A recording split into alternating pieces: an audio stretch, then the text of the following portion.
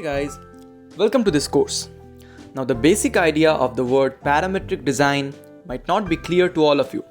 In that case, let us understand the term parameter first. A parameter is just a variable in an equation.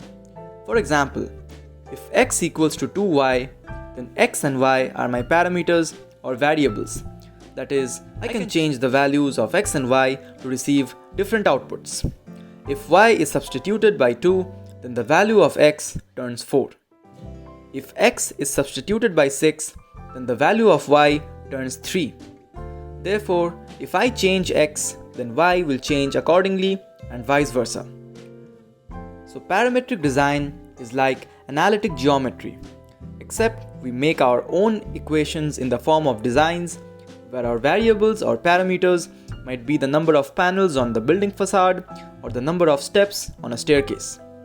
So if you change one parameter and everything in the 3D model changes in a chain reaction accordingly, then congratulations. What you have is a parametric model. Now in order to create parametric models, we as architects and designers need to learn how to script.